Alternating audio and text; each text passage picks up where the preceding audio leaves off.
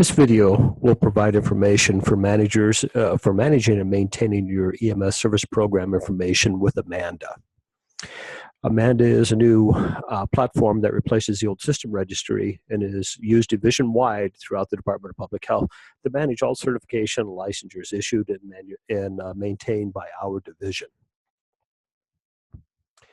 Before you can open your service program's Amanda page, you must be registered with Amanda through your individual profile and be linked to the service program.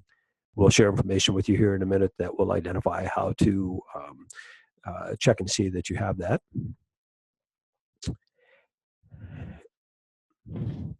If you do not have an Iowa EMS certification, but will be maintaining an Iowa Service Program's Amanda page, you'll need to create an individual ANA login, which can consist of user ID and password, and an Amanda profile page before you can link to the services program page.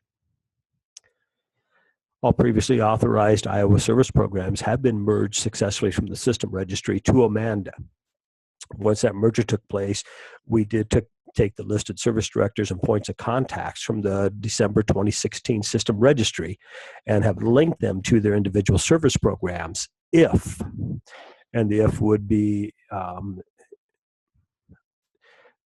during this is if the individual that was listed as the service director, the point of contact, did not have an Iowa EMS certification, or we could not identify which individual, maybe because of common names, we were unable to link them to that.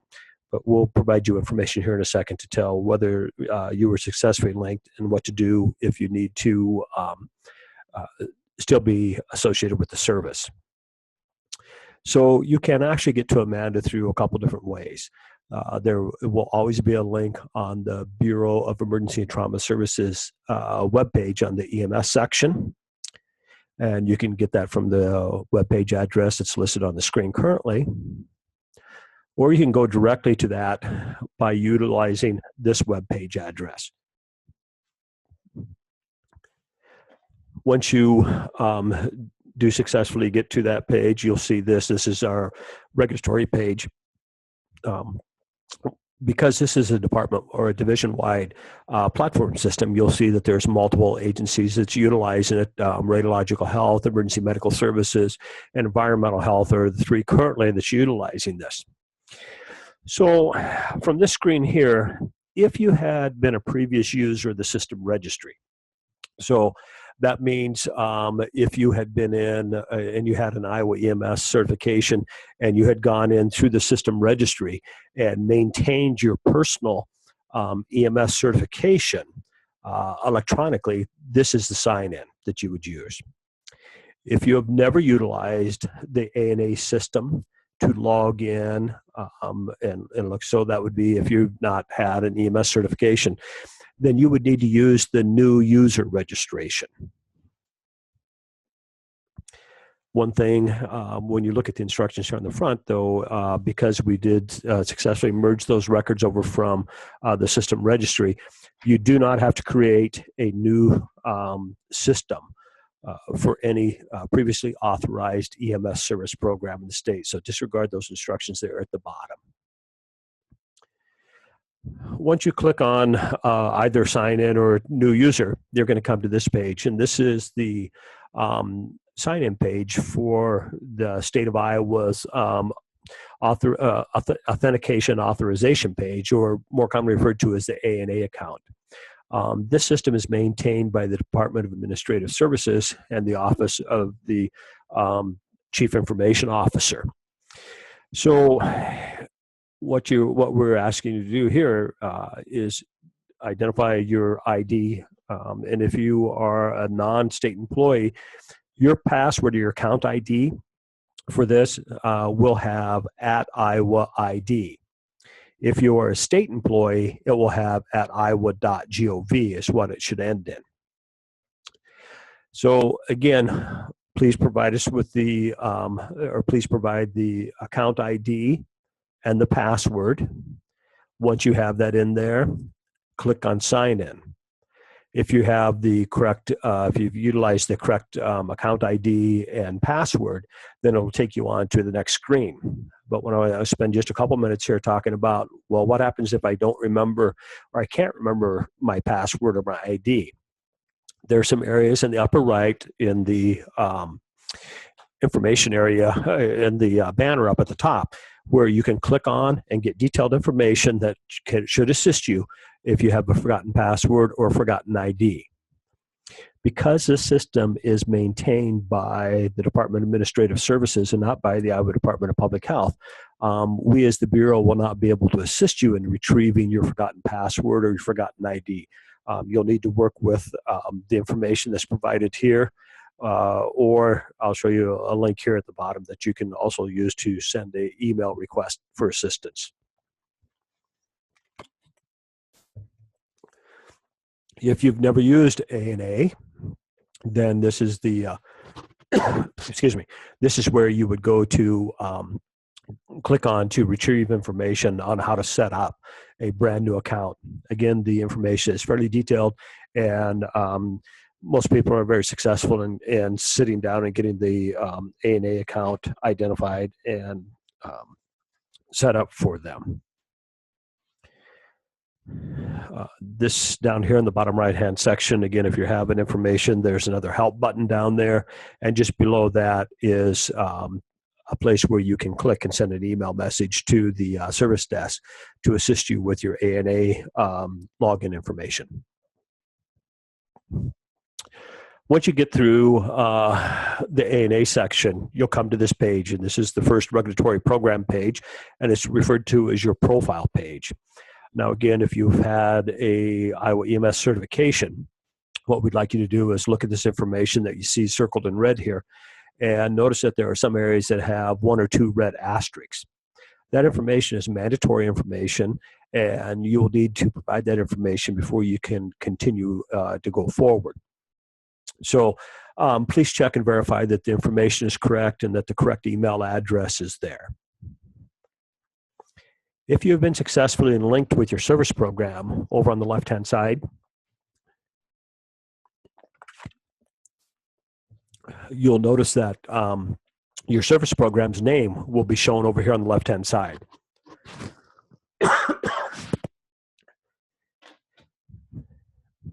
If you don't see the service program that you're supposed to have access to for management of the service program's information, your service director will need to send an email message to the email address that you see listed here on the screen, indicating that you are authorized to have access to the service program's Amanda page.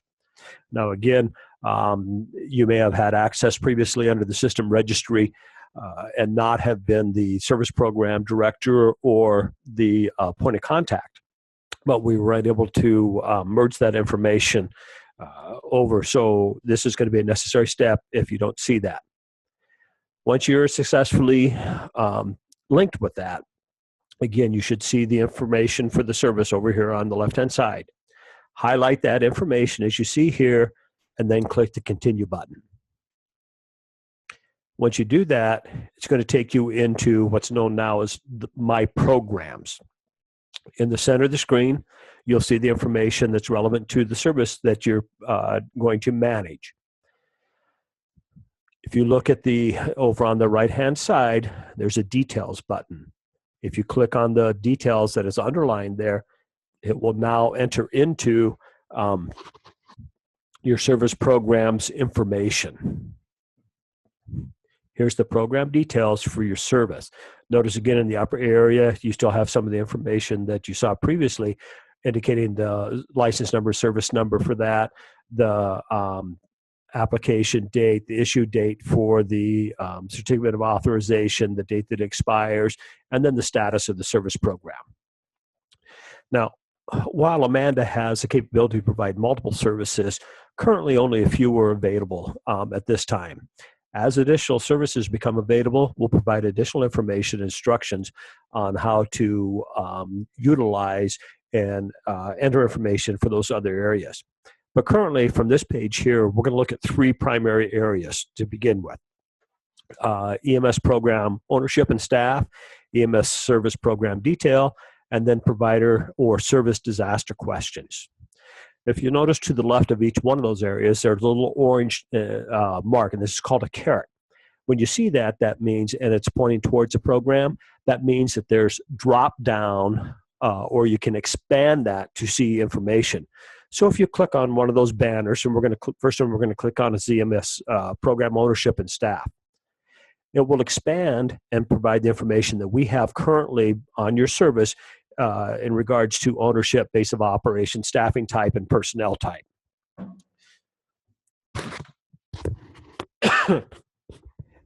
If there's any information there that needs to be updated, please provide that information to your EMS field coordinator, and we'll get that information updated.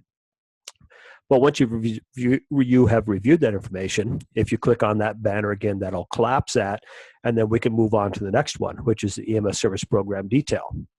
Again, information that you'll find inside here. The one thing that may not be, that would be a little different than you've seen before is under level.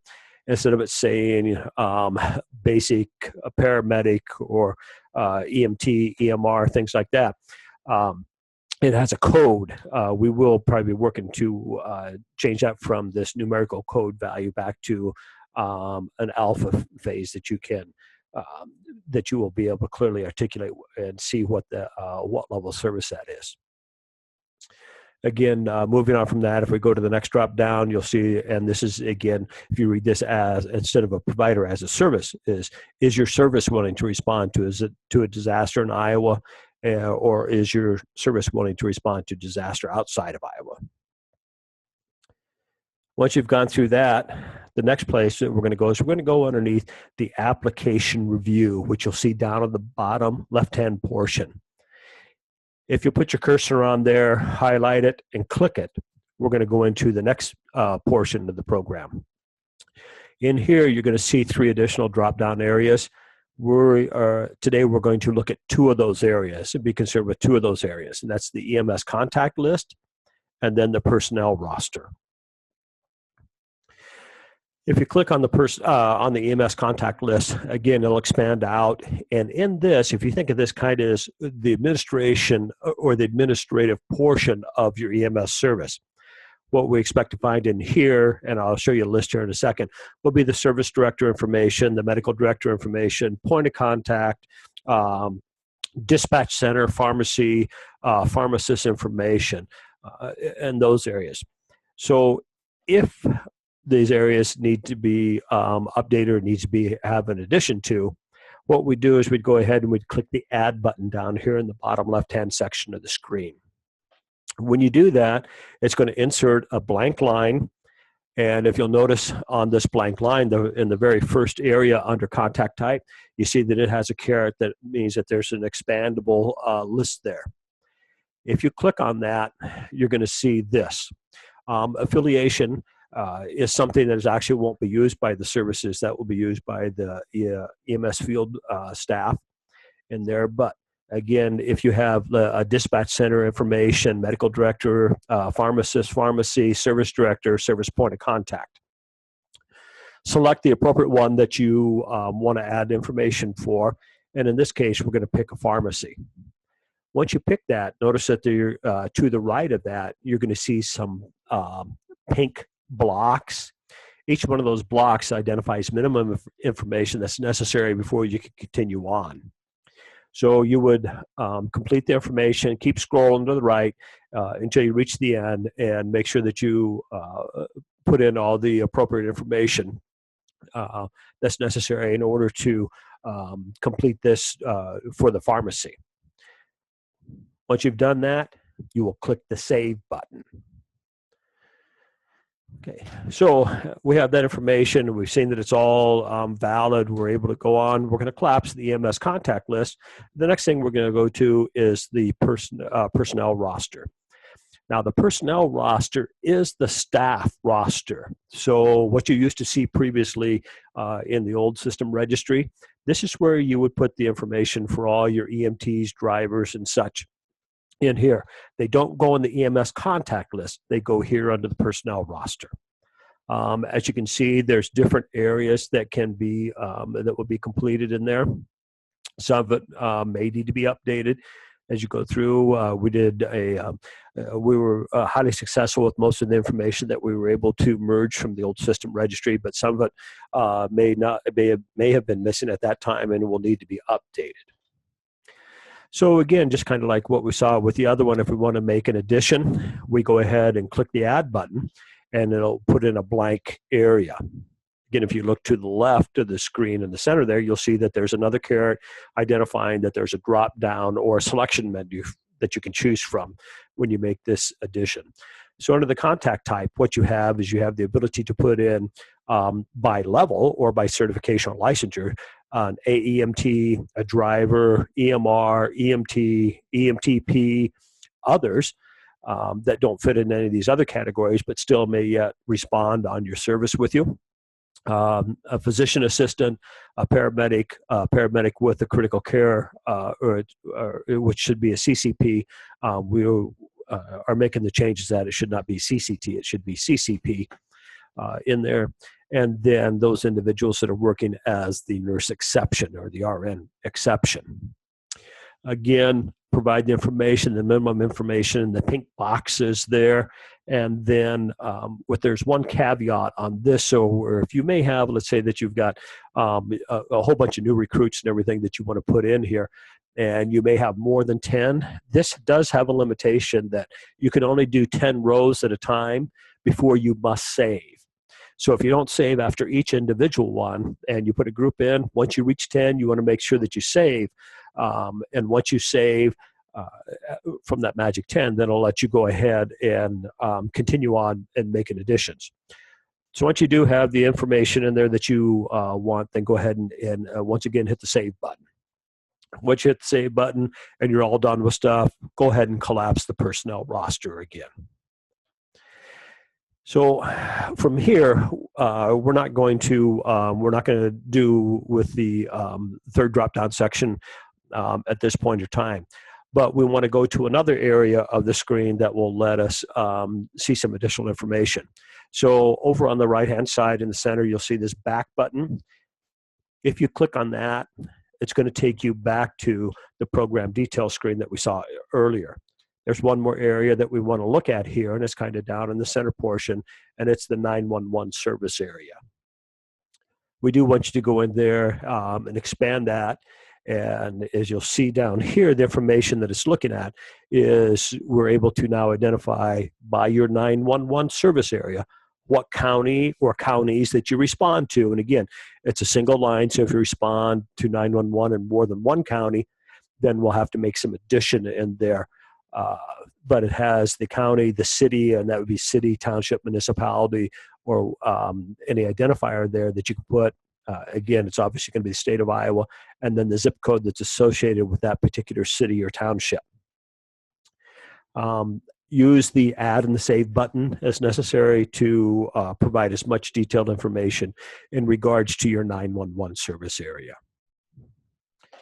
Once you have that information complete, again, go ahead and collapse that area.